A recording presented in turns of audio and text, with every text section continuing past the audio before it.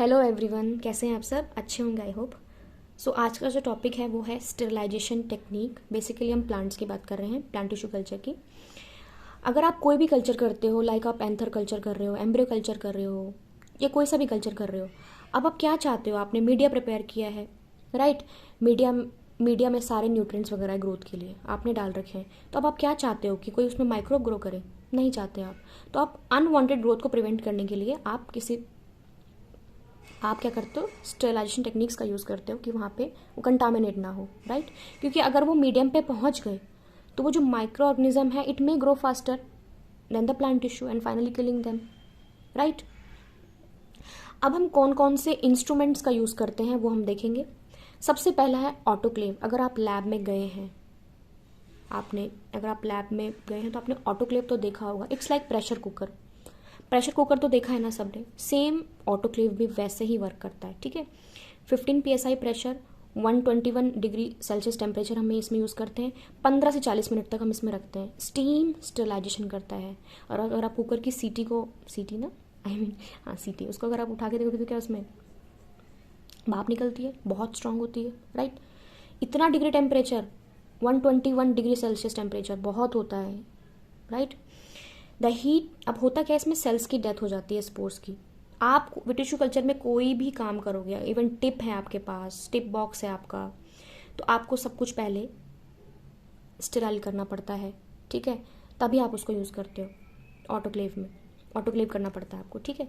The heat that an autoclave deliver via pressurize steam, ये bacteria को या other micro organism को किल कर देता है बाय कॉजिंग द ऑर्गेनिजम्स, उसके जो प्रोटीन्स एंजाइम्स वगैरह हैं वो सब क्या हो जाते हैं, अपनी शेप लॉस कर देते हैं, डीनेचर हो जाते हैं, ठीक है, मेकिंग देम नॉन फंक्शनल।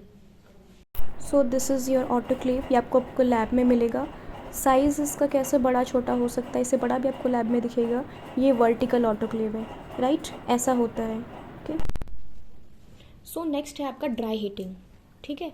अब ड्राई हीटिंग में आप क्या यूज़ करते हैं? ओवन यूज़ करते हो, ठीक है। ओवन लैब्स में भी होता है, राइट?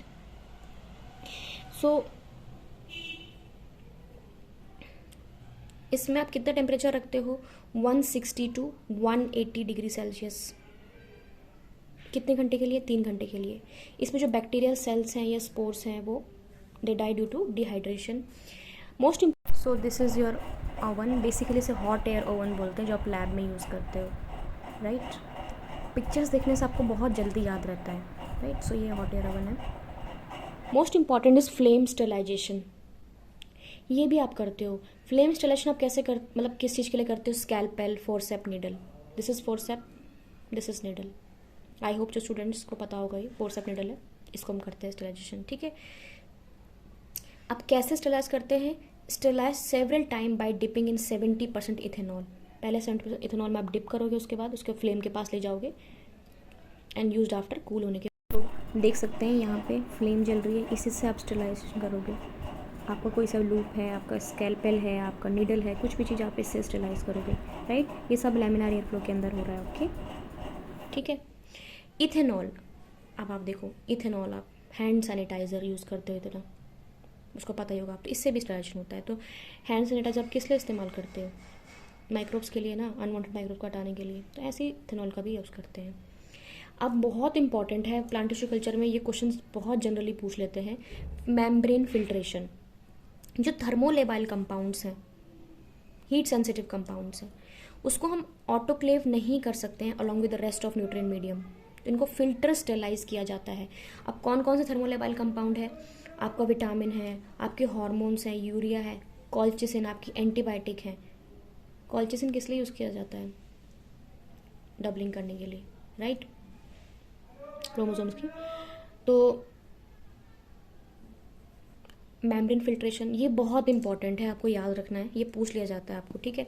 तो अब आपको समझ में आ गया है, ऑटोक्लेव कर सकते हैं, ड्राई हीटिंग कर सकते हैं, फ्लेम स्टेरिलाइजेशन कर सकते हैं, इथेनॉल यूज़ कर सकते हैं, मेम्ब्रेन फिल्ट्रेशन कर सकते हैं, और हम और भी चीज़ें कर। अब है हम केमिकल्स का यूज़ करते हैं।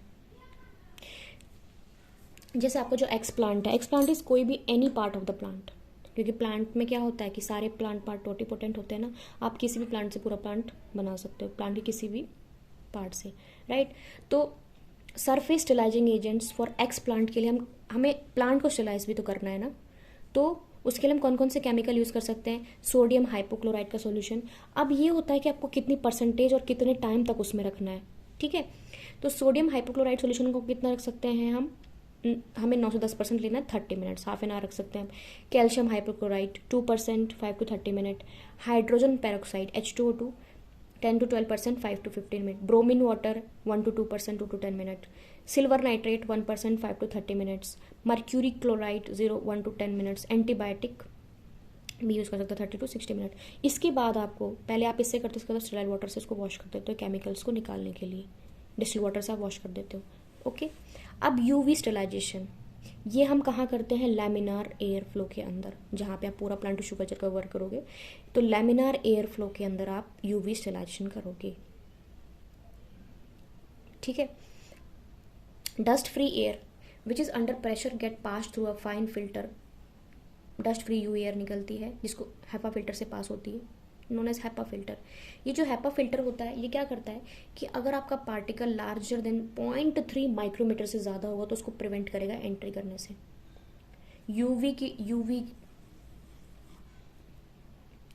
एक आयनाइजिंग रेडिएशन होती है, एक नॉन आयनाइजिंग, तो ये आयनाइजिंग रेडिएशन है। यूवी अल्ट्रावायलेट रेज को यूज़ करोगे स्टेलाइजेशन टेक्निक के लिए, ठीक है। आपको इसका प्रिंसिपल वगैरह जानने की जरूरत नहीं है, आप ये बस आपको याद रखने की लैमिनार एयर फ्लो में हम यूवी स्टेलाइजेशन करते हैं, यूवी से स्टेलाइजेशन किया जाता है, ठीक है। Ultra clean air free from fungal and bacterial contaminants flows through the working area in the direction of operator के डायरेक्शन में चलता है। वर्किंग एरिया मतलब जहाँ पे काम कर रहे हो, ठीक है। Clean air free from fungal bacterial contaminant.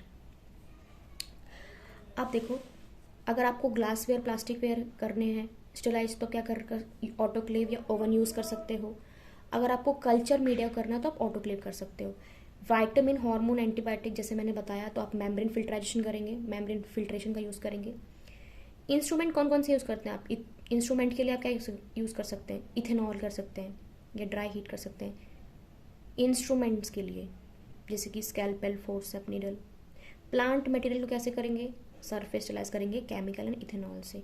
Glassware की वॉशिंग कैसे करेंगे जब आपके ग्लासवेयर को धोना है? अगर आपको ग्लासवेयर को अगर धोना है, मतलब ग्लासवेयर प्लास्टिक वेयर स्टेलाइजेशन करने के आप ऑटोक्लेव हो, ग्लासवेयर को आप धो भी सकते हो। कैसे? क्रोमिक एसिड में उसको आपको डिप करके रखना है 24 आवर्स तक, ऐसे भी कर सकते हैं, ठीक है। तो आई होप आपको ये समझ में आ गया होगा कि आपको स्टेलाइजेशन टेक्निक्स का सारा पता चल गया होगा, कैसे कौन कौन से इंस्ट्रूमेंट्स हम यूज़ करते हैं। अगर आपको वीडियो पसंद आई तो please like, share, subscribe, do mention comments. Thank you.